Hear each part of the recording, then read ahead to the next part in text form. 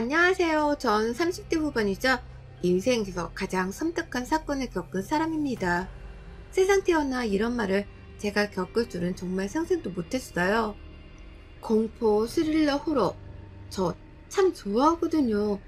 그런데 제가 겪은 일에 비교하면 세상 어떤 것과 비교를 해도 감히 무섭다는 말이 나오지 않을 정도로 소름이 끼치실 겁니다.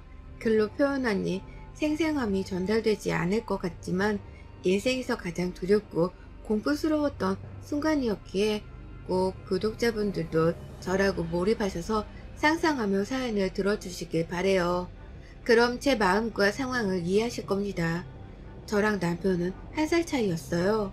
저보다 한 살 위였던 남편은 말수가 적었지만 웃는 모습이 예쁘던 사람이었죠. 그 웃는 모습에 살살 녹아서 제가 참 많이 좋아했습니다. 처음에 제가 먼저 다가갔는데 남편이 제게 본인을 좋아하지 말라는 말을 했었어요. 본인은 저에 비해 많이 부족하고 자격이 없다고 말이죠. 보이는 게 절대 다가 아니라는 말을 하면서 말입니다. 이렇게 말을 하는 남편이라서 오히려 더 끌리고 더 만나고 싶었어요. 그래서 더 다가갔고 결국 진지한 만남을 갖게 되었습니다. 연애를 시작하고서는 오히려 남편이 제게 더 사랑을 많이 주었고 여느 커플과 다를 거 하나 없이 지냈어요. 저희 커플이 봄에 만났는데 한참 예쁠 때잖아요. 주위를 둘러보면 향긋한 꽃내음이 진동을 하고 예쁜 꽃들이 잔뜩 피어 있어서 툭 찌르기만 해도 설레이는 계절에 만나서 그런지 더욱 남편이 사랑스러워 보였습니다. 그렇게 봄을 지나 여름에는 둘 다 물개 수준으로 물놀이를 좋아해서 함께 물놀이를 하며 참 재밌게도 놀았어요. 나이가 무색할 정도로 말이죠. 무더운 여름을 보내니 살랑살랑 바람이 부는 가을이 찾아왔고 단풍이 물든 계절을 보니 그냥 좋았습니다. 퇴근 후 야시장에서 소주 한잔을 하며 데이트를 즐겼고 어느 정도 만남이 이어져서 그런지 조금 더 편해진 사이였죠. 봄, 여름, 가을 무탈하게 보내고 추운 겨울이 왔을 때 약간 문제가 생겼어요. 그렇게 다정하고 저밖에 모르던 남편이 추운 겨울이 되니 신경의 변화가 생긴 건지 데이트를 하는 것도 조금 꺼려지기 시작했고 밖에 나오기도 싫어했죠. 딱 봐도 권태기가 왔구나 싶어 너무 속상했고 변한 그 마음을 어떻게든 붙들고 싶어 노력을 했습니다.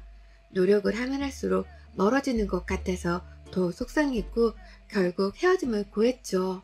그러자 남편은 방방 뛰며 저를 붙잡았어요. 절대 변심한 게 아니라고, 헤어질 생각은 전혀 없었다고, 그저 계절성 우울증처럼 유독 겨울에 본인 기분 자체가 좋지 않은 날이 많다며 고치겠다고 미안하다고 했습니다. 싹싹 비는 남편의 모습에 그럴 수도 있는 건가 싶어서 이해를 해보려고 많이 찾아봤고 실제로 그럴 수 있다는 걸 알고 곁에 남기로 했고 열심히 도움을 주진 않았어요. 제가 너무 열심히 해주려고 노력하다 보니까 이 사람이 절 당연히 여기는 것 같아서 저도 조금 튕기기 시작했죠. 그렇게 하니 오히려 본인이 제게 더 노력을 하는 모습을 보였고 전 그 부분에 만족을 하며 지냈습니다. 그렇게 짧은 해프닝을 보내고 그 후에는 문제없이 잘 만났어요. 그렇게 저희는 2년 정도를 만나고 결혼하게 되었죠. 저도 남편도 집순이 집돌이 체질이라서 결혼 후에는 오히려 집에만 콕 박혀있으니 문제될 것도 없었고 집에서 모든 걸 해결하는 부부였습니다. 그리고 그 시간이 가장 행복했던 부부였죠. 남편이 평소 습관 중 제가 배워야겠다 싶었던 게 영양제를 다양하게 시간별로 잘 챙겨 먹는 습관이 있었어요.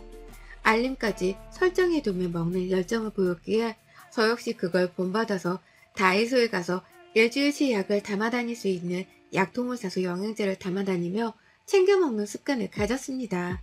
그리고 또 좋았던 건 시모가 저희 부부가 맞벌이인 걸 알고 음식 같은 걸 자주 챙겨다 주셨어요. 특히나 제가 원래 밤에 잠을 잘 못 이루는 편인데 그걸 아시고는 자기 전에 마시면 잠들기 좋은 차라며 직접 우려다 주시는 차도 있었죠. 그걸 따뜻하게 자기 전에 데워 먹으면 진짜 너무 숙면에 취하게 되었고 덕분에 불면증이 사라지게 되었습니다. 다만 뭔가 개운하다기보다는 자꾸 몸에 힘이 빠진다고 해야 하나요? 정신이 조금 해롱해롱한 느낌이 있어서 너무 오래 푹 자고 그런가 싶었죠. 시모는 시집살이와는 거리가 멀 정도로 저희 부부에게 정성을 다해주셨고 그런 마음이 늘 감사했습니다. 저희 부부가 회사 일정 때문에 결혼 후 바로 신혼여행도 못 갔고 2달 정도 있다가 가게 되었는데 그 2달간 바쁜 일정을 소화하면서 정신없는 저를 위해 시모는 몰래 오셔서 집안 살림까지 해주시고 저녁까지 차려두고 가시곤 했죠. 어머님, 오셨으면 같이 저녁이라도 드시고 가시지 왜 그냥 가셨어요? 아니다. 나는 집이 편해서 너희 편하게 먹고 요리 너 내가 준 차 잘 마시고 있니? 효과는 좀 있어? 네. 그거 마시면 진짜 완전 골아 떨어져요. 그거 뭐 우리신 거예요? 불면증에 좋다는 거 다 해봤는데 효과가 다 없었는데 이건 진짜 대박이에요, 어머님. 좋다는 약재란 약재는 내가 다 구해다 우린 거야. 정말 귀한 거니까 누구 주지도 말고 너만 마셔라. 몸에도 좋은 거니까. 늘 감사해요, 어머님. 일 좀 한가해지면 꼭 좋은 곳 모시고 갈게요, 어머님. 그래, 알겠다. 재승이 좀 바꿔줄래? 나야.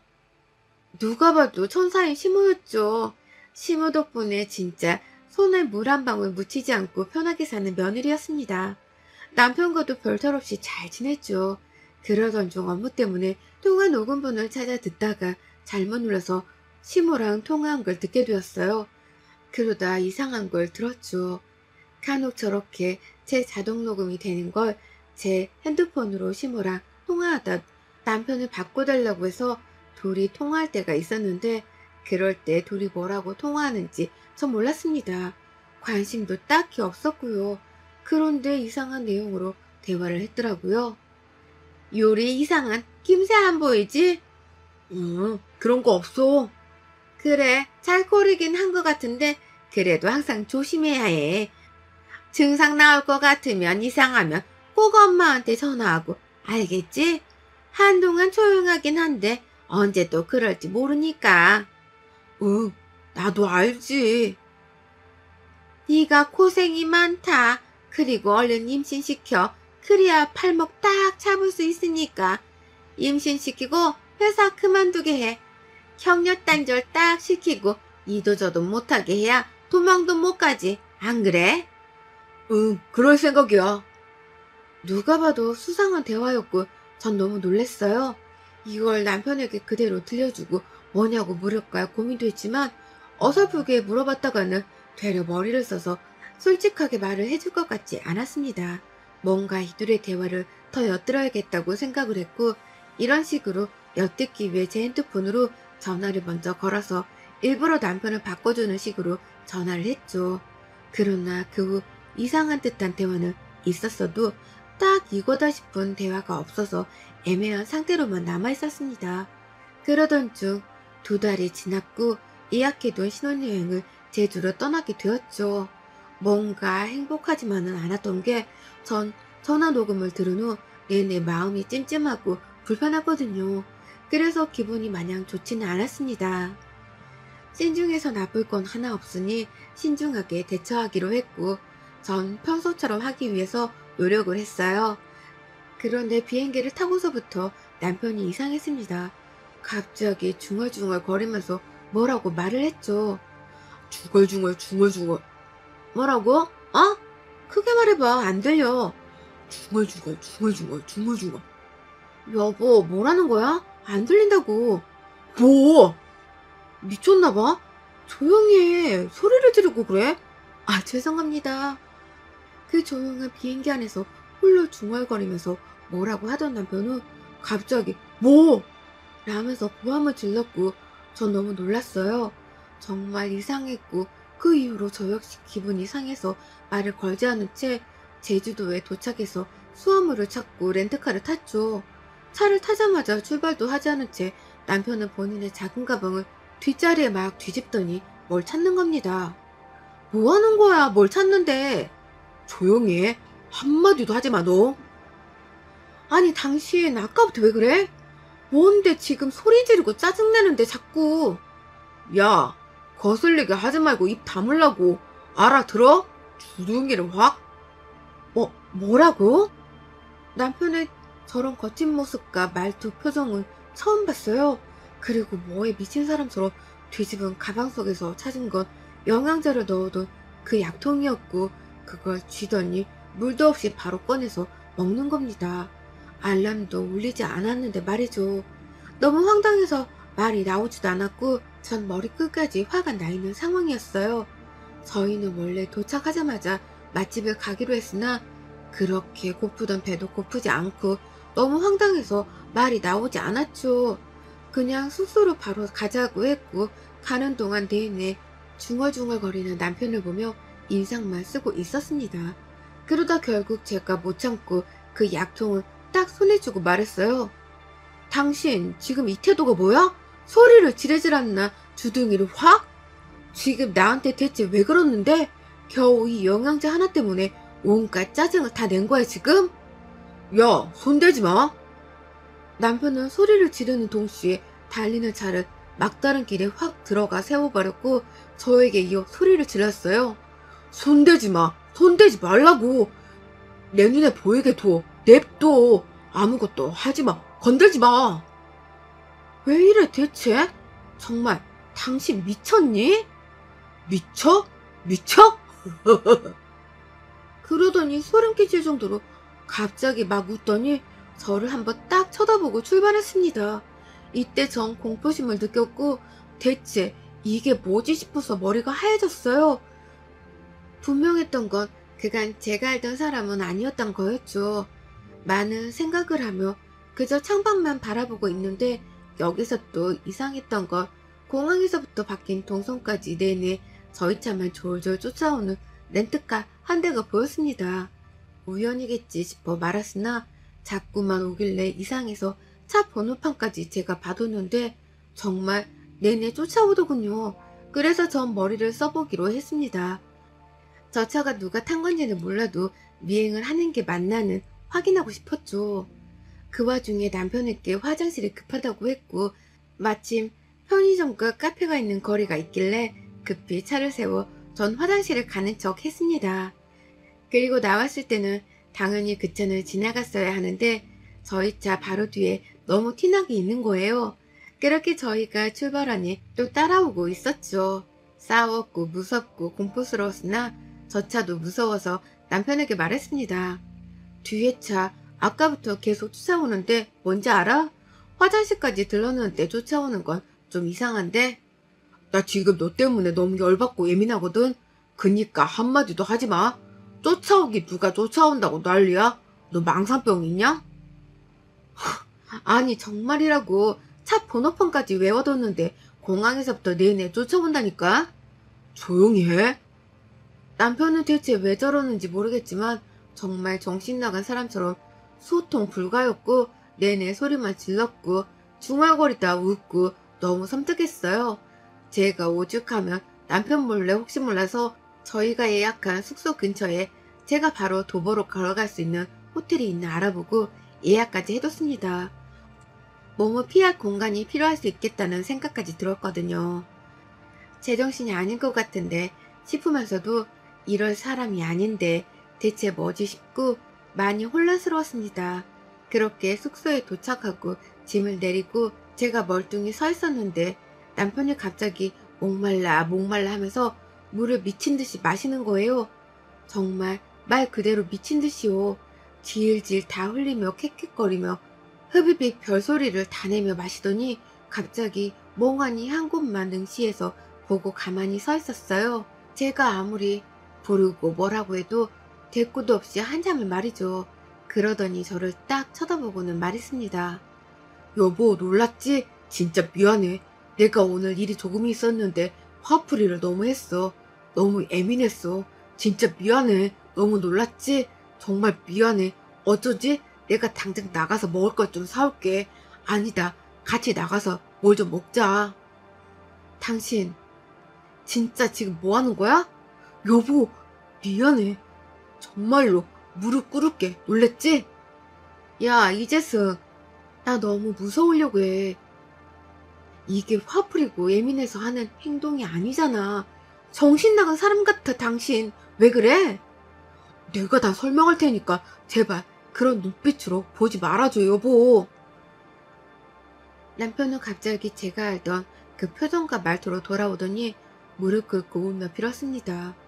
이 모습에 진짜 너무 당황스럽고 대체 이게 무슨 상황인가 싶었어요. 침착하게 그치만 거리를 두고 우선 말을 해보라고 했죠. 그런데 갑자기 또 멍하니 서 있더니 씩 웃더니 깔깔 웃었어요. 막 미친 듯이 웃더니 뭘 얘기해 이년아? 라고 하는 겁니다. 정확히 이년아! 라고 하는데 제가 너무 놀라서 그대로 그냥 제 가방이랑 캐리어를 들고 나갔어요. 밖으로 나가니 저희 숙소 앞에 귀를 대고 있던 한 여자랑 마주쳤고 절 보더니 막 도망치더라고요. 직감적으로 미행하던 사람 같아서 미친 듯이 뛰어잡았고 그 정체는 놀랍게도 시모였습니다. 시모를 끌고 들어와서 전 울었어요. 이 사람 정신병 있어요? 맞죠? 저한테 뭐 숨기는 거 있죠? 둘이 통화 내용도 그렇고 말하는 것도 여기까지 쫓아온 것도 이제야 퍼즐이 맞춰지네. 어? 너 우선 조용히 해. 지금은 아니니까 조용히 있어. 얌전히. 내가 다 설명하마. 뭘 설명해요? 뭘? 미친 거 아니야? 정말 소름 끼쳐 죽겠네 정말. 그렇게 시무랑 한바탕 하는 도중에 남편은 홀로 서서 벽을 보고 중얼중얼 거렸고 한참을 중얼거리다가 갑자기 하! 하며 고함을 치며 제 앞으로 막 다가와서 노려보는 겁니다. 그러자마자 저는 주저앉았고 시모는 남편을 데리고 방으로 들어갔어요. 전 그 길로 예약한 숙소로 도망갔고 다음날 제일 이른 비행기로 서울로 돌아왔습니다. 제가 돌아올 걸 예상했는지 그들도 곧이어 집으로 왔고 전 너무 무서웠어요. 급하게 짐을 싸고 있었는데 시모와 남편이 왔고 남편은 제가 아는 모습인 상태로 왔더군요. 여보, 설명할게. 어딜 가려고 해? 제발 이러지 마. 내 몸에 절대 손대지 마. 소름 끼쳐. 이거 사기 결혼이야. 알아? 설명해 준다니까. 우선 이 차 좀 마시고 진정 좀 해봐. 제가 한참 흥분해서 난리치니 결국 차를 마시며 다 같이 얘기 좀 나누기로 했고 거리를 두고 앉아서 얘기를 했습니다. 하도 소리를 질러서일까요? 차를 벌컥벌컥 마셨는데 눈 떠보니 침대였고 잠든 저를 가만히 서서 쳐다보는 남편과 눈이 딱 마주쳤죠. 진짜 악소리도 못 내고 멍하니 쳐다봤더니 깼네 하고 나가는 남편의 모습에 전 선뜻감을 느끼다 못해 정말 몸이 움직이지 않았어요. 분명 대화를 나누고 있었는데 왜 전 침대에서 잠을 자고 있는 거고 남편의 방금 그 행동은 뭐고 제가 도대체 지금 무슨 일을 겪고 있는지 모르겠었죠. 당장이고 그 집에서 나올까 생각도 했지만 이유를 알고 싶었고 전 소형 카메라를 잔뜩 사서 집안 곳곳에 설치를 해뒀어요. 그리고 이제야 알 것 같았던 게 시모가 절 위해 불면증을 치료해준다던 직접 무렸다던 차를 마시면 정말 숙면이 아니라 뻗는 거라는 걸 알았죠. 전 평소처럼 행동하며 자극하지 않았습니다. 그저 화가 난 척 삐진 척하며 평소처럼 지냈고 다만 차는 마시지 않은 척 버렸어요. 그렇게 하니 잠든 척하며 생생하게 들리는 소리들을 다 견디고 며칠을 참았고 카메라에 찍힌 사실들의 놀라움을 감출 수 없었습니다. 저희 집 작은 방 안쪽에 창고가 하나 있어요. 말 그대로 창고로 쓰이고 있는데 수납 공간이 워낙 많아서 창고지만 비워져 있고 거긴 사용을 안 했습니다. 그렇다 보니 제가 그 차를 마시고 침대에 가서 자버리는 게 아니라 가는 길에 그대로 쓰러져 버리는 거였고 그 차는 수면제를 잔뜩 넣어 만든 차였죠.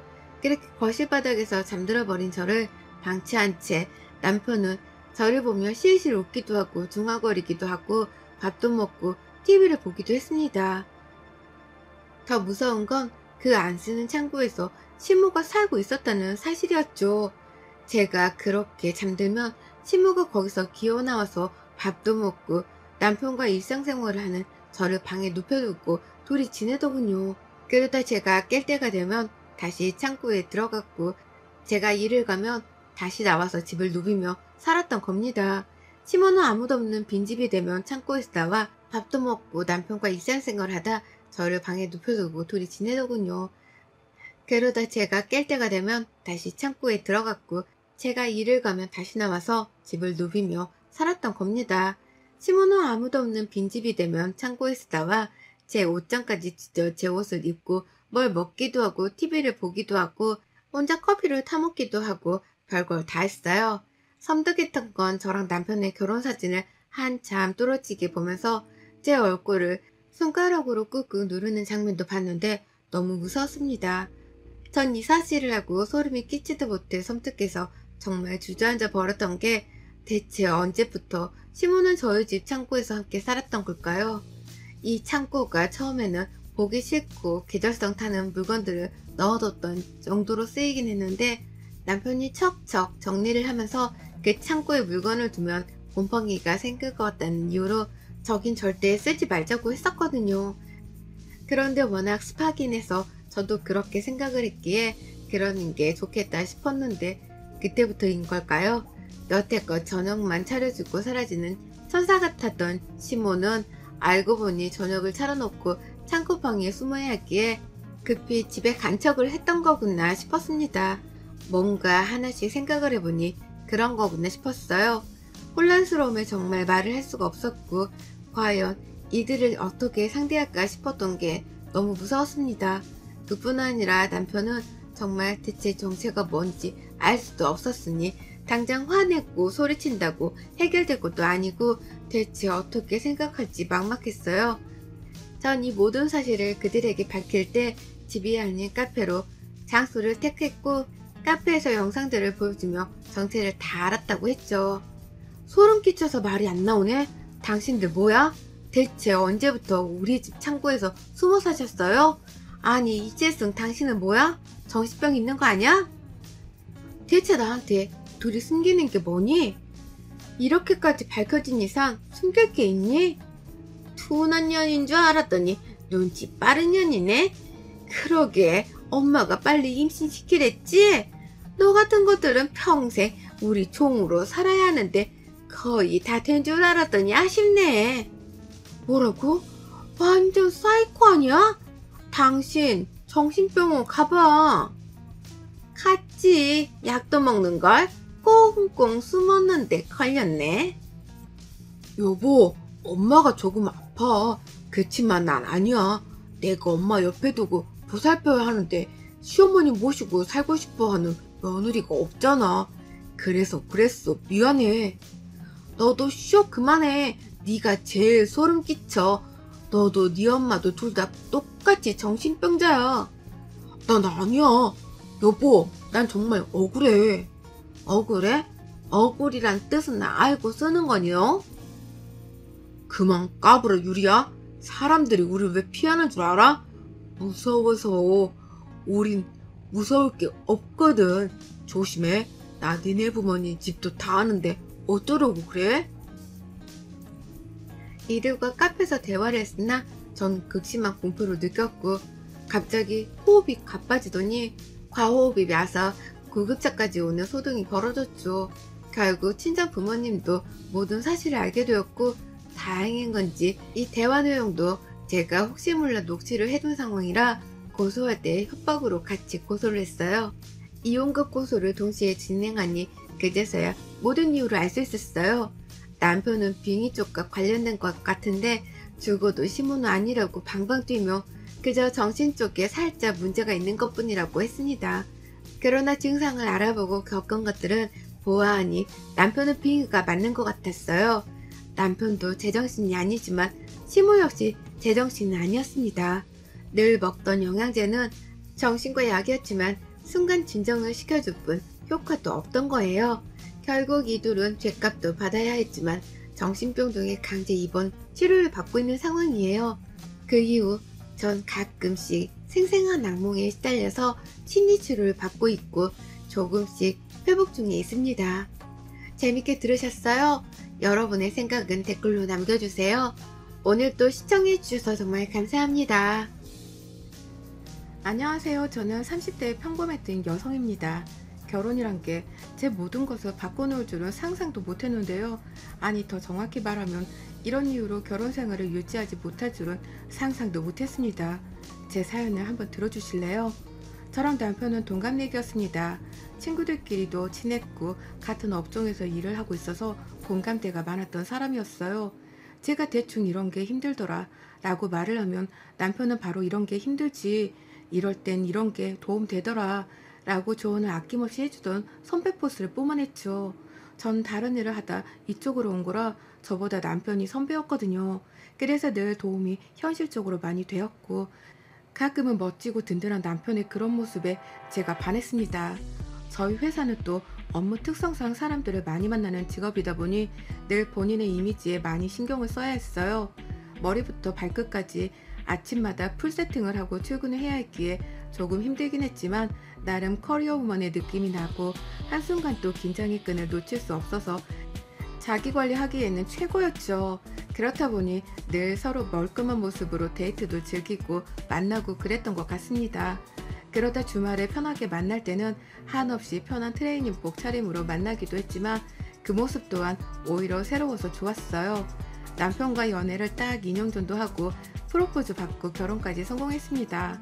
사실 주위에서는 저희 결혼을 엄청 축복해줬어요. 서로 너무 잘 어울린다, 천생연분 아니냐, 비주얼 커플이다 등등의 말들을 꼬리표처럼 달고 다니니 얼마나 뿌듯했겠습니까? 그런데 결혼은 현실이라고 하지만 이런 현실이 있을 줄은 상상도 못했습니다. 결혼하고 보니 남편이 너무 더러운 거예요. 제가 연애 때 보던 모습과는 완전 차원이 달랐습니다. 사실 저도 그닥 그렇게 깔끔 떠는 스타일도 아니고 잘 치우는 스타일이 아닌데, 그런 제 눈에 이 사람이 더럽게 보였다는 건 문제가 있는 거거든요. 남편과 초겨울쯤 결혼을 했는데 안 씻는 겁니다. 퇴근을 늘 같이 했고 안방 화장실을 제가 쓰고 메인 화장실을 남편이 사용했는데 따로따로 씻고 저녁을 먹으면 되는 상황인데, 제가 씻고 나올 때까지 남편은 잠옷으로 환복만 하고 TV를 보고 있었죠. 그렇다고 밥을 차려두는 것도 아니었습니다. 처음에는 어리둥절한 마음에 물어봤어요. 뭐야, 여태 안 씻었어? 언제 씻으려고 그래? 아니, 오늘 땀도 안 흘렸는데 뭐하러 씻어? 내일 아침에 씻지 뭐. 그래도 발이랑 좀 닦지. 아님 밥이라도 차려두던가. 당신이 차려야지. 내가 어디에 뭐가 있는지 어떻게 알고 차려. 얼른 차려서 먹자. 배고프다. 이때까지만 해도 그러려니 했어요. 왜냐면 솔직히 사람이 귀찮아서 한두 번이야 안 씻고 잘 수도 있죠 뭐. 그리고 제가 저녁을 차리면 설거지는 남편이 해줬으니 그럴 수 있다고 생각을 했습니다. 그런데 맛있게 저녁을 먹는데 이날 생생히 기억이 나는 게 메인 반찬이 돼지 갈비찜이었고 나물 반찬이랑 미역국이 있었어요. 남편은 무슨 갑자기 걸신들인 사람처럼 돼지 갈비찜을 흡입을 했습니다. 너무 당황해서 천천히 먹으라고 말리기도 했는데 밥도 한 숟가락도 뜨지 않고 오로지 돼지 갈비찜만 집중 공략해서 먹는 거예요. 그러다 결국 캑캑거리면서 어우 죽을 뻔했네 이런 말을 하는데 순간 인상이 저절로 써졌죠. 남편이 메인이었던 돼지갈비찜을 거의 바닥내고서야 미역국에 밥을 말아서 나물 반찬들에 대충 먹기 시작하는데 대체 이게 뭐지 싶었어요. 이날 제가 뜯은 돼지갈비는 겨우 2개였죠. 뭔가 이상하지만 정말 배고팠겠지 생각했습니다. 그렇게 이상한 식사를 마치고 남편에게 뒷정리를 하라고 시킨 후 건조기에서 빨래를 꺼내고 이제 막 개려고 하는데 남편이 주방에서 옷에 손에 물기를 탁탁 닦으며 나오는 거예요. 그래서 물어봤죠. 뭐야, 설거지는 안 해? 응, 다 했는데? 무슨 벌써 다 해. 그릇만 해도 몇 개인데 기름기도 묻어있고 말도 안 돼. 가서 봐라, 당신이 다 했거든. 정말 3분 정도의 시간 만에 설거지를 다 했다는 게 절대 믿기지 않았고, 그래서 저는 직접 눈으로 확인차 주방으로 갔어요. 그러니 정말 설거지를 다 해둔 겁니다. 설마 하는 마음으로 닦았다는 그 그릇들을 다시 꺼내서 보니까 기름기는 다 그대로 있었고, 심지어 퐁퐁이 제대로 닦이지도 않아서 거품도 그대로에 고춧가루도 그대로 묻어 있었죠. 여보, 이것 봐. 기름기에 고춧가루에 거품도 다 그대로잖아. 이게 우리 입속으로 바로 들어가는 식기인데 이렇게 설거지를 해? 그렇게 귀찮았어? 그럼 하지 말지. 이게 뭐냐 진짜? 아유, 어차피 물로만 대충 씻어도 다 똑같은 거야. 퐁퐁으로 설거지하는 게 오히려 더 건강에 해롭다. 너 그거 모르지? 무슨 소리를 해. 진짜로 할 거면 똑바로 해. 다 다시 해. 남편의 위생관념이 이 정도였습니다. 솔직히 다른 건 몰라도 기름기만 그대로였으면 몰라서 그럴 수도 있으니 차분히 알려줄 수 있었지만 이건 뭐 그냥 대충대충 한 게 딱 봐도 보여서 알려주고 뭐하고 할 게 없었죠. 이때부터 남편의 위생관념에 대해 뭔가 눈에 불을 켜고 자꾸 지켜보게 되었습니다. 그런데 살아봐야 정말 안다는 말이 뼛속까지 새겨지던 게 TV를 소파에 반쯤 누워서 보는 남편은 그렇게 코를 파요. 그리고서는 바로 앞에 물티슈가 있는데도 불구하고 본인이 입고 있는 바지나 티셔츠에 쓱 닦거나 소파 밑에 묻히거나 테이블 밑에 묻히는 거예요. 그 광경을 보고 진짜 너무 황당해서 물었죠. 아, 뭐해, 정말 더럽게 코딱지를 어디에 묻히는 거야 지금? 아, 어차피 굳으면 알아서 다 떨어져. 그럼 바닥 청소할 때 청소기가 다 빨아들이지, 안 그래? 아, 왜 그래 정말? 자꾸 더럽게 한두 살 먹은 애도 아니고 당신 연애할 때랑 너무 다른 거 아니야? 사기 결혼 당한 기분이야. 아니, 여기가 내 집이고 편하게 있을 수 있는 공간에서 코딱지 판 게 그렇게 잘못이냐? 당신은 코 안 파? 누가 코 판 거 가지고 뭐라고 해? 그걸 왜 더럽게 소파랑 테이블에 묻히냐고. 바로 앞에 물티슈가 있잖아. 나이가 몇인데 대체 코 파서 뒷정리하는 걸로 지금 내가 당신이랑 논쟁을 해야 하니 정말? 아, 좀 냅둬라. 코도 마음대로 못 파게 하네. 30대 남편과 코 파는 걸로 싸웠습니다. 그것도 신혼 초기에 말이죠. 저는 열받고 더러워 죽겠는데 남편은 그걸 지적하는 제가 너무 예민하고 민감한 거 아니냐고 오히려 그렇게 말을 하더라고요. 혼자 사는 집이면 모를까 같이 사는 집에 그것도 30대 건장한 성인 남성이 왜 코딱지를 파서 소파에 묻히냐고요. 그리고 이걸 쪽팔려서 어디에 말을 하겠습니까? 속으로 혼자 삭히고 또 삭히고 그랬어요. 이뿐이면 정말 다행이었죠. 말씀드렸듯 남편은 씻지를 않았어요. 몸만 안 씻는 게 아니라 밥을 먹어도 양치를 안 했습니다. 진짜 거짓말 하나 안 보태고 아이를 키우는 기분이었어요. 양치 안 해? 각을 대충 하고 잘 거야. 여보, 밥 먹었잖아. 자기 전에는 양치를 해야지. 아, 좀 냅둬. 당신 어머님도 치아 안 좋으시다며. 다른 것도 아니고 양치만 잘해줘도 치과 갈 일 줄어드는데 그게 귀찮아서 안 하냐고. 양치해. 그러다 나중에 큰 병 온다. 아, 귀찮아. 갖다 줄게. 그럼 거실에서 해. 아, 싫다고. 아니, 밥 먹었는데 텁텁하지도 않니? 당신 담배도 피잖아. 그러다 나중에 잇몸 상해서 치아 다 빠져서 뭐 틀니 끼고 살래? 그게 운명이라면야 받아들여야지. 정말 코앞에서 치약에 묻힌 칫솔을 가져다 줘도 안 나는 남편이었습니다. 이유는 단 하나, 귀찮아서였죠. 저 가글하고 잔다는 것도 안 해요. 그냥 안 씻었습니다. 상황이 이러니 신혼이라고 해도 늘 냄새나고 더러운 남편과 뭘 하고 싶겠습니까? 솔직히 냄새나서 옆에서 같이 자기 싫은 적도 한두 번이 아니었습니다. 남편이 향긋하고 깨끗한 시간은 오로지 아침에 씻고 출근하는 회사에 있는 시간이었죠. 회사에선 점심에도 양치를 합니다. 자연스럽게 다들 어우러져 말이죠. 그런데 집에만 오면 저렇게 개걸스럽게 먹고 욕심부리고 더러운 모습을 보였는데 아마도 이게 본 모습이었고 전 가식적인 모습에 속아 결혼을 한 거구나 싶었어요. 누구한테 말도 못하고 소가리만 하던 중 결혼을 맞는 제 첫 생일이라고 기대하라며 연차까지 쓴 남편이었습니다. 굳이 뭘 저렇게까지 하나 싶었지만 그래도 내심 기분은 좋았어요. 퇴근 후 집에 가보니 한껏 꾸며두고 분위기까지 만들어둔 남편에게 고마웠습니다. 하루 종일 이거 하느라 얼마나 고생했을까 싶었죠. 또 없는 솜씨 발휘해서 직접 생일 밥상도 차려준 남편에게 고마워서 남김없이 싹싹 먹으려고 기분 좋게 식탁 테이블에 앉았는데 한숨이 절로 나왔어요. 내가 설거지도 하고 음식도 하고 또 차리고 꾸미고 아주 하루가 금세 가더라. 일할 때는 시간이 그렇게 안 가더니만. 여보, 이거 퐁퐁 거품에 고춧가루가 눈에 보이는데 이걸 어떻게 먹겠니? 생일상이냐? 죽으라고 고사진해 준 거냐? 진짜 그냥 어차피 해야 할 설거지 똑바로 하는 게 그렇게 어려워? 당신 입속으로 다 들어가는 건데 이렇게 대충 하면 너무 찝찝하고 불쾌하지 않아? 뭐 어때? 우리가 모르고 먹는 것들도 많은데 이거 그냥 쓱 닦아내고 먹으면 봐봐 깨끗하지.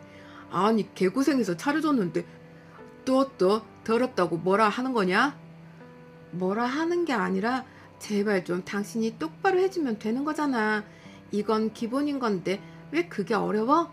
대체 당신 말대로 이렇게 고생해놓고 결국 마무리가 이러면 서로 기분이 안 좋잖아. 어디 가서 설거지 이렇게 해봐. 욕 먹나 안 먹나. 알아서 해라.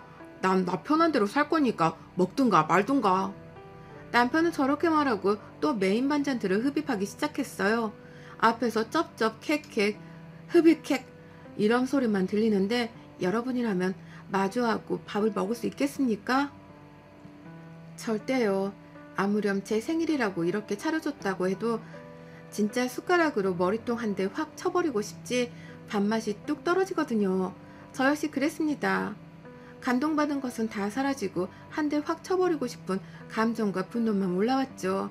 그래도 챙겨준 건 고마운 일이니 마지막에 이렇게 고생해줘서 고맙다고 말은 했고 밥도 제대로 먹지 않고 그냥 방에 가서 씻고 말았습니다.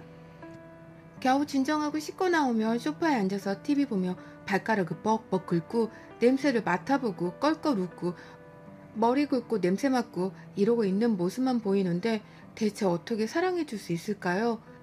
옆에 앉아서 같이 TV를 보려다가도 그냥 다시 안방에 들어가서 홀로 TV를 보게 되었죠. 그러다 남편이 뭔가 신호를 보내면서 제게 다시 오기라도 하면 전 진짜 기겁했습니다. 그리고 남편에게 대놓고 말했어요. 당신도 내가 이렇게 피하는 거 기분 나쁘고 싫잖아? 나도 그렇게 피하는 거 미안하고 불편해. 그러니까 제발 우리 기본은 하자고, 어? 그래, 사람이 귀찮아서 하루 이틀 안 씻을 수 있어. 그게 뭐가 문제야? 근데 당신은 집에만 오면 사람이 너무 더러워지잖아. 위생관념이 너무 심각하다고. 이걸 받아들이고 조금 고쳐주라. 제발. 내가 말했잖아. 여태껏 이렇게 30평생을 살았고 문제 하나 없었는데 왜 그러냐고. 당신이 너무 유난이라니까. 미안한데 상처 주려고 하는 말도 아니고 진심이거든. 당신 옆에서 자면 냄새나 질식할 것 같아. 알아? 뭐? 말이 지나친다 너? 당신이야 본인 냄새니까 모르겠지만 머리부터 발끝까지 냄새가 다 달라. 또 미치겠다고. 이불이라도 퍼득이면 온갖 냄새가 섞여서 코끝을 찌르는데 돌아버릴 것 같거든. 그러니까 씻던가 건들지 말던가 둘 중 하나 선택해서 알아서 해. 이건 나에 대한 배려가 아예 없는 거야. 나도 무조건 깨끗하게 씻고 당신이랑 뭘 하지. 안 그럼 안 하잖아? 그래 아주 너 잘났다. 너 깨끗하고 너 청결하다. 그냥 아주. 남편과는 이런 식의 관계가 쭉 이어졌어요. 제가 가장 힘들었던 건 여름이었는데 겨울에는 그나마 땀이라도 안 나니 그러려니 해요. 그런데 여름에는 온종일 땀으로 범벅하고 들어와서도 안 씻으니 진짜 냄새의 지시가 수준이더라고요. 그래서 제가 그냥 거실에 이불 펴고 자곤 했습니다. 그런데 어느 주말에 갑자기 시모가 연락도 없이 방문을 하셨죠. 놀란 마음에 급히 문을 열어드렸는데 들어오자마자 저를 노려보시는 겁니다. 시모에 대해 간략하게 말씀드리자면 딱히 왕래를 자주 하진 않았고 안부 전화를 종종 드리면서 지냈어요. 그런데 시모도 청결 개념이 그닥 좋지는 않습니다. 그치만 자주 마주하지 않아서 어느 정도인지는 몰랐죠. 어머님 연락도 없이 어떻게 갑자기 오셨어요? 너 앉아봐라. 내가 춘성이 연락받고 열받아서 한걸음에 왔거든. 네? 무슨 일이세요? 너 우리 춘성이가 더럽냐 더러워? 내가 30평생 그렇게 키웠는데 어떻게 그럼 네 시애미 더 더럽냐? 어디서 더러운 벌레 취급을 하고 있어? 그러는 너는 얼마나 깨끗한지 어디 한번 보려고. 내가 여기 한 일주일 있다 가보게. 네? 아니 갑자기 그게 무슨 말씀이세요? 얘가 오죽 힘들었으면 나한테 신세한탄을 하겠어. 지속 얘기도 안 하는 애가 너 보자고. 어디 내가 일정까지 싹 비우고 온 거니까 보자. 남편은 시모에게 제가 더럽다고 한다며 고자질한 거예요. 그래서 시모는 그러는 전 얼마나 깨끗하게 사는지 보겠다며 갑자기 일주일간 저희 집에 머무르겠다는 겁니다. 뒷골이 싹 땡기면서 아파오는 게 열이 확 받았지만 시모가 있으니 뭐 언성을 높일 수도 없고 우선은 참았고 한편으로는 그래 어디 한번 봐라. 당신 아들이 얼마나 더러운지 싶었죠. 그렇게 시모와의 일주일 학교를 하게 되었지만 전 평소처럼 지냈어요. 시모가 왔다고 해서 눈치를 보지도 않았습니다. 굳이 제가 왜 시모 눈치를 보며 살살거려야 할까 싶었거든요. 저희 부부가 퇴근하고 오니 시모가 한상을 가득 차려 놓으셨고 감사한 마음에 급히 도우려는데 시모가 그러더군요. 너 들어오자마자 씻어야지 안 그러니? 씻고 와. 한숨이 나왔지만 그냥 개운하게 씻고 나와서 저녁을 먹었습니다. 그런데 그간 남편과의 밥상과는 차원이 다른 개걸스러움을 맛봤네요. 시모는 젓가락을 사용 용도를 모르는 듯 했어요. 모든 반찬을 다 손으로 줬죠.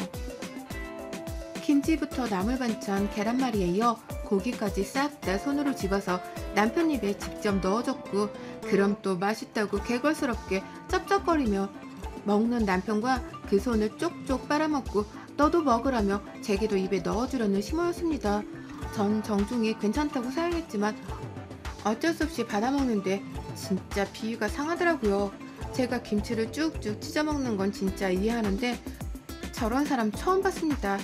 거기다 국을 새끼손가락으로 휘휘 저어서 짠가 맛있나 이러는데 숟가락 젓가락을 저럴 거면 왜 앞에 뒀는지 모르겠더군요. 두 모자가 앞에서 쩝쩝거리다 캑캑거리는데 입맛이 그냥 저절로 사라져 밥을 거의 먹지도 못하고 남겼습니다. 밥을 얼마나 열정적으로 먹었으면 둘이 땀을 뻘뻘 흘리더군요. 여기에 추가로 이 둘은 정말 어디서 배우지 않아도 우리는 다들 알고 있는 기본 애절 같은 거 있죠? 그런 것도 모르는 듯 했습니다. 식사 중에 재채기가 나오면 고개를 급히 돌리고 입에 손을 댄 후 재채기를 하지 않나요? 안에 음식물이 나올 수 있으니 말이죠. 또는 급히 싱크대로 가거나요. 그런데 이들은 그냥 바로 앞에 재채기를 합니다. 그럼 먹던 반찬들에 입에 있던 것들이 다 나와요. 전 이걸 보면 아예 못 먹겠어서 숟가락을 내려놓는데 이 둘은 좋다고 아유 시원하겠네 이러고 또 그걸 먹어요. 진짜 토 나오네요. 이뿐 아니라 다 같이 식사를 하면 대충 어느 정도 속도를 눈치껏 맞추거나 또는 기다려주거나 뭐 그런 것들이 있죠. 그런데 이 둘은 그냥 본인들 먹으면 끝이에요. 저렇게 땀을 뻘뻘 흘리고 후다닥 반찬이고 국이고 아작을 내놓고서 일어서서 향하는 곳은 에어컨 바로 앞입니다. 거기 서서 둘이 땀을 말리고는 개운하다고 해요. 그게 저들에게는 샤워 개념인 거죠. 그렇게 땀을 흘렸는데 샤워 좀 하지 개운하게. 에어컨이 다 말려졌는데 뭐하러 해? 얘 땀이 식었으면 끝이지 뭐하러 하니 이 시간에? 아니요 어머님 그렇게 땀 흘리고 안 씻으면 피부에도 안 좋고 이 사람 자꾸 몸에서 땀 냄새가 나서요. 사람이 냄새가 좀 날 수도 있지 넌 내가 있는데도 우리 아들 이렇게 참니? 겨울에는 땀이 안 나서 안 씻고 여름에는 선풍기랑 에어컨이 땀을 말려줘서 안 씻는 사람들에게 무슨 말을 하겠습니까? 거기다 기본 예절도 모르는 사람들에게 제가 너무 많은 걸 바란다 싶었어요. 시모는 또 얼마나 머리를 안 감았는지 떡지다 못해서 머리가 멀리서 반짝반짝 빛이 나고 비듬이 곳곳에 눈에 보이는 게 있는데 전 한여름에 밖에서 눈이라도 내린 줄 알았습니다. 거기다 시모가 설거지를 해주겠다고 하길래 한번 몰래 지켜봤는데 남편이랑 설거지를 아주 똑같이 대충 휙휙 하더라고요. 아 정말 그렇게 배우고 그런 환경에서 커서 이게 잘못인 걸 몰랐겠구나를 시모 보고 깨닫게 되었습니다. 그런데 이런 거 저런 거를 떠나서 제가 더 이상은 이런 더러운 곳에 더러운 것들이랑 있기가 싫은 거예요. 참고 참고 또 참다가 결국 저도 친정엄마께 SOS를 청했습니다. 친정엄마에게 그간 있던 일들을 모두 말했고 엄마는 분노하셨죠. 아니 세상에 어떻게 그렇게 더러운 사람들이 있을 수 있냐고 놀라시더니만 아무래도 직접 오셔야겠다고 하셨습니다. 결국 저희 친정엄마는 시모가 온 걸 모르는 척하며 맛있는 걸 해서 오셨어요. 시모랑 저랑 남편이랑 거실 소파에 앉아있는데 또 발가락 벅벅 긁고 꼽하고 이 더러움을 둘이서 쌍으로 하길래 옆으로 최대한 떨어져 앉아있었죠. 그때 딱 엄마가 오셨고 거의 뭐 구세주 같았습니다. 엄마랑 저는 뭐 거의 발연기를 했죠. 뭐야? 엄마 갑자기 어떻게 왔어? 어머 사돈도 계셨구나. 아니 반찬이랑 좀 해서 너네 주려고 왔는데 점심 아직이지? 아이고 사돈 오랜만이네요. 저도 일이 있어서 와 있었는데 이렇게 또 만나네요. 그렇게 대충 인사를 하고 엄마가 해다 주신 맛있는 반찬들로 한 상을 차려서 넷이 불편한 식사를 했습니다. 식사가 시작되자마자 남편과 시모는 잡채 등갈비를 미친 사람들처럼 먹기 시작했고 엄마는 불편하신 듯 헛기침을 하시다 결국 말씀을 하셨어요. 이서봐 안 그렇게 맛있나? 천천히 좀 먹지 그래. 어디 무서워서 잡채 한 입이라도 먹기나 하겠어? 체하겠다 그러다가. 저희가 원래 밥을 좀 빨리 먹어요. 며느리는 보니까 거북이처럼 먹던데 사돈도 그런가 봐요. 거북이처럼 먹는 게 아니라 적당히 씻고 삼키는 거죠. 지금 보니까 거의 두 분 흡입하시는 것 같은데 넉넉하니까 천천히 드세요. 보는 제가 다 체하겠네요. 어느 정도 신경전을 펼쳤음에도 아랑곳하지 않았고 앞에서 계속 쩝쩝거리고 우걱우걱 먹고 시모는 또 손으로 계속 반찬을 먹고 먹이고 그런 모습을 보는데 갑자기 제가 순간 너무 화가 나고 모든 분노가 치솟았죠. 그래서 저도 모르게 벌떡 일어서서 잡채를 확 손으로 집어서 남편 놈 입에 쑤셔 넣어주며 말했습니다. 아우 진짜 지겨워 이 더러운 놈아. 제발 깨끗이 좀 처먹을 순 없니? 야 누가 교양이니까 먹으래? 많은 걸 바래? 왜 이렇게 더럽고 개걸스럽게 처먹냐고. 그럼 더 맛있어? 식사 매너 식사의 줄도 모르니 너네 집은? 더 이상 더러워서 너 같은 거랑 못 살겠으니까 니네 엄마랑 당장 내 집에서 나가 라고 말을 했고 시모는 벌떡 일어서서 제뺨을 치려고 다가왔습니다. 근데 그 순간 저희 엄마가 그런 시모를 확 밀고서 상에 있던 총각김치를 시모 입에 막 쑤셔 넣으며 말씀하셨죠. 더러워. 나 지금 겨우 10분 같이 앉아 있었는데도 더러워서 구역질 나올 것 같은데 내 딸은 얼마나 참았겠냐고. 어? 이 더러운 것들아. 니들끼리 손으로 김치나 찢어 처먹으면서 살아. 나가. 그렇게 정말 잡채와 총각김치를 처먹이고 이혼했어요. 지금이야 평온함을 되찾은 상태이고 전 행복하답니다. 시모도 남편도 아마 뭘 잘못했는지를 모를 것 같은 게 가끔 열받고 이혼 사유가 뭐냐고 했을 때 더러워서라고 하며 설명이 길어지는 게 열받지만 아무튼 전 행복해요. 구독자 여러분 중간에 구역질 안 하고 사연 끝까지 잘 들으셨나 모르겠지만 끝까지 봐주셔서 감사합니다. 여러분의 생각은 댓글로 남겨주세요. 오늘도 시청해주셔서 정말 감사합니다.